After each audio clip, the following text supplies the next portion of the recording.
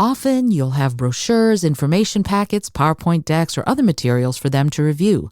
However, frequently, people pay little attention to those once they can watch and listen to a live person.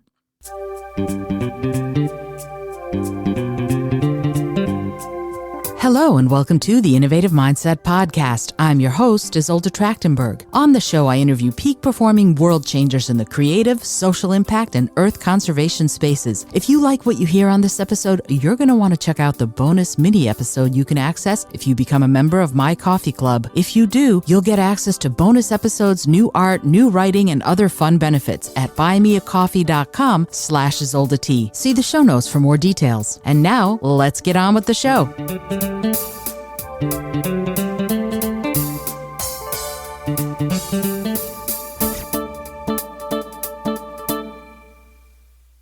Hello, and welcome to the Innovative Mindset Podcast. I'm your host, Isolde Trachtenberg. Super grateful that you're here. I wanted to let you know something that I'm doing that's a little new.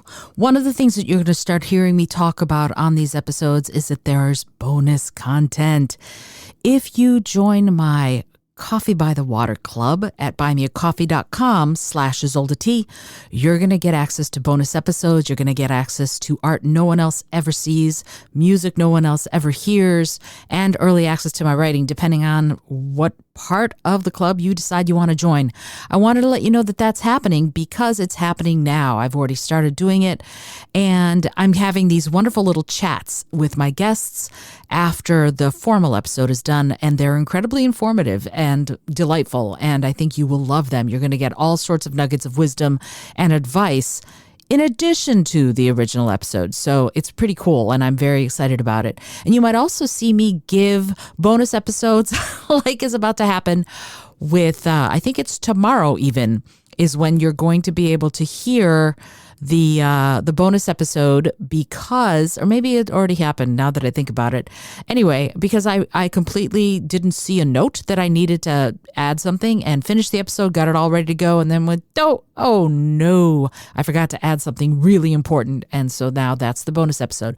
So that's going to be happening more and more because, I think that it's important to give as much as I possibly can.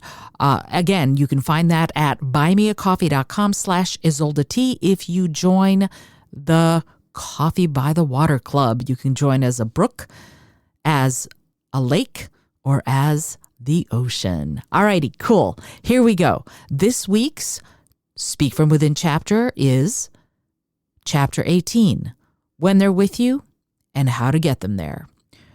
Certainly, if you know how to give your audience what they want, you've gone a long way to having them in your corner.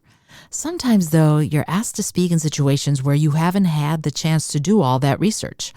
Has this ever happened to you? Have you been at a wedding or a party and had someone ask you to make a toast or speech? Daunting? It can be, especially during a raucous party. But I'll tell you what, a raucous party's got nothing on a pitch to a bunch of venture capitalists or a review board. Those are the big leagues. And if you need to speak to a bunch of people like that, you need to know, be, and do more. You need to get to the point where you are dynamic enough, where you speak from such an authentic and engaging place that people can't resist looking at you and listening to you. This works in every arena. It works if you're a teacher with a class of 7-year-olds. It works if you're a doctor talking with a patient about the following day's surgery.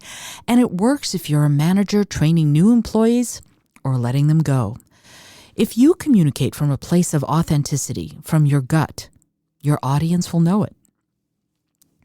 They will know it and they will respond to it. And that, my friend, is the most important thing. If you're not getting that response, you might as well be standing in the middle of a forest trying to convince a tree to come with you. It's not going to happen. Trees tend to stay where they are. And if you're trying to convince a tree otherwise, you're on a fool's errand. But when you see them nod their heads, you know you're on the right track. When they smile, you're well on your way. And when they ask questions or blurt out answers or comments, you know they're with you. And I see that sort of interaction, the blurting of comments and answers and the development of a group discussion, as a net positive. I want my audience thinking and asking questions. I want them discussing what we're talking about. I'm delighted when they talk amongst themselves because I know that in seconds, I can get their attention right back on me and my message. That's because I design my talks to spark curiosity and wonder. And once my audience members are curious, then we can really blast off into new ideas, ways of thinking, and viewing the world. They're active in this exploration, and I am their tour guide. It gets no better than that. But I don't leave that connection to chance. I work behind the scenes to make it happen. My personal challenge. Before any presentation, I set myself a challenge. I study the people in the audience. I determine which of them least wants to be there. I know that unwillingness isn't a reflection on me. Sometimes the work I do with companies is mandatory. In that kind of audience, people tend to feel that either they already know what they need to know, or they have deadlines to meet and the event is a waste of their time. If someone walks in and their energy tells me they don't want to be there, I make it my business to make sure that by the end, they won't want to leave. Don't get me wrong, I don't shortchange the people who are all in, but I want everyone to see the transformation in the reluctant folks. If they're vocal in their reluctance at the beginning, I might even nudge them a little and ask them to comment on their about face toward the end. I want all of us to know how a simple talk can change lives. And if they see that during my presentation, they will be more likely to believe it can happen when they present. Opportunity to help. The opportunity to help people learn thrills me. When they get it and I see the light go on or I hear the questions they form because of our discussion, I feel so proud of them. That might be part of the connection we make. It's possible that my enthusiasm for presenting is what's sparking people's interest. But I have a feeling it's more than that. I believe we're all curious beings. Many of us put our curiosity aside so that we can get our daily work done. And yet that curiosity about ourselves, each other, and the content makes it easier to connect. So our mission as communicators is to discover what sparks the audience's curiosity. Then we must ignite it. It also helps if we figure out what they want and then focus our talk on those exact themes. And I don't mean that you should talk exactly about their desire. So, I hear you all want a promotion, or I understand you're all looking to get married. I mean that you should address your subject through the lens of their desires. Nothing perks up our ears like hearing about how we might get something we want. This is another instance where doing your research is absolutely necessary. If you're addressing a group of sales reps, you might look into the problems they face as they do their jobs. What would they most like to address? And how can your presentation alleviate some of those issues? For example, if their customers are leaving their brick and mortar locations to do business online, a presentation that focuses on providing a personalized and customized touch would be more effective than one that focuses on all the things that the internet can do for us. On the other hand, if these are people who work mainly online, then you want to look at how the internet can help them thrive. Tailor what you say and how you say it to what they most need to hear, and you will be golden. If you can work on their problems and desires as part of your communication with them, if you focused your presentation on building trust, you'll go a long way towards helping them engage with you. The same goes for your interactions in interviews. If you're applying for a job, they're going to ask you all sorts of questions about your experience and your background. You can expect that. However, you can tailor your answers to address what your potential bosses most need to be done. Remember, we are all in the business of solving other people's problems. So if you know that what they most need is a creative thinker who can operate outside any box, you will answer those questions from that perspective and through that lens. I hope this makes sense because we can no longer afford to tell clients only what we know how to do. We must communicate to them that what we know will benefit them. Again, I'm not saying you should ever lie. If you can refocus what you communicate through the lens of what they most need, you won't have to lie. You will be telling the whole truth only through a specific filter. And since this filter addresses what they need, it'll be to everyone's benefit. Staying present, physically, mentally, and vocally. In any of these situations, remember to keep your voice resonant. Keep your breathing deep and slow, even if you're excited. Let other clues show your excitement. Lean forward, widen your eyes, and let your body language communicate your enthusiasm. Regardless of how excited you are on the outside, stay calm and alert on the inside. Your calm yet alert status will keep your voice from rising and from sounding strained, reedy, or thin. It may sound contradictory, but you can be calm and excited. There's a difference between excited and nervous. The former is ebullient, the latter is anxious. Ebullience will heighten the energy in the space. The anxiety will darken it. Whether you're presenting to a group, going on an interview, or speaking to a packed house, you can apply the above techniques in any speaking situation. They work particularly well when you're presenting to groups or facilitating any sort of workshop. Often you'll have brochures, information packets, PowerPoint decks, or other materials for them to review. However, frequently, people pay little attention to those once they can watch and listen to a live person.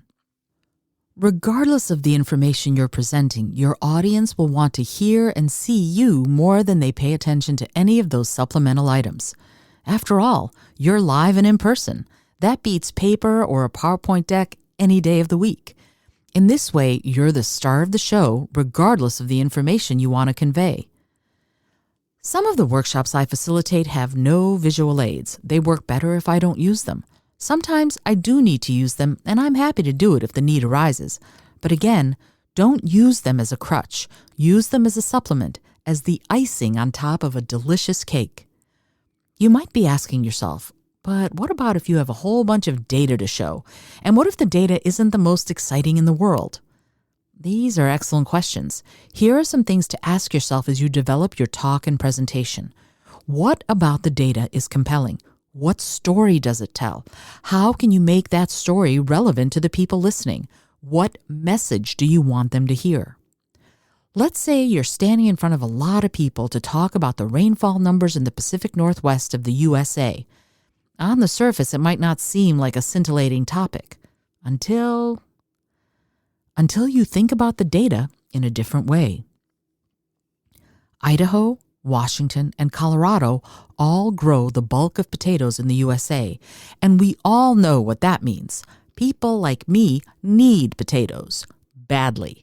We need them because we need French fries, and if we don't have appropriate rainfall to grow lots of potatoes, the French fry eaters might be brokenhearted. So if I had to talk about rainfall in the Pacific Northwest, my first words wouldn't be, "I'm here to talk to you about rainfall in Idaho." My first words would be, "Who here likes French fries?" I guarantee a lot of hands will go up, and then you've got 'em. I hope you've enjoyed today's episode of the audiobook of Speak From Within. One of the things that I didn't mention earlier is that these episodes will leave the podcast once I have read all of the chapters. And we're getting close. This is chapter 18 this week. And then I just really have chapter 19 and 20, and then the book is done. And the reason I'm saying that is that right now you can listen to each episode on the show totally for free. Just start in order, start at the beginning, go in order, and you're good to go. However, once I finish the book, I'm going to be stripping these episodes into the audiobook, and the audiobook is only going to be available on my website, izoldat.com. So I want to let you know that it's not a forever thing, this set of audio podcasts. It's going to be an audiobook, and it's going to be only available on my website. So I want you to know now that if you want to listen to it all for free, then hit the podcast up and listen to everything. After this is done, it's going to get, after the book is done, it's going to get put right onto the website, and these episodes are probably going to be going away unless you convince me otherwise. And likely it's going to be one of those things where if you are a member of my Coffee by the Water Club, you will have access to all of the audio files ad nauseum, right? Forever and ever, or ad infinitum, I guess you should say, not ad nauseum. You will have access to these forever and ever if you join the Coffee by the Water Club, but you won't have access to these on the podcast anywhere after the book is done. So I hope you enjoyed it. I would love it if you would join the Coffee by the Ocean Club and support the show and support the other artistic, creative, and activist endeavors that I have going on and the upcoming Creative Earthlings. I'm so excited about this. It's going to be so cool. I can't wait to share all of that with you. That's going to be happening probably this summer. There's a lot to do before then, but I'm super, super, super excited about it and can't wait to share about that. Until next time, though, please remember to be bold, be creative, and most of all, be kind.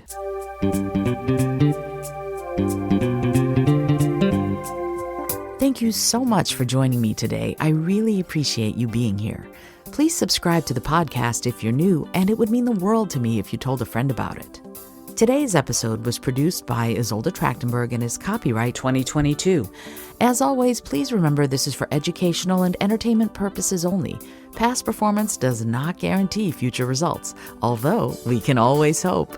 Until next time, remember to be bold, be creative, and most of all, be kind.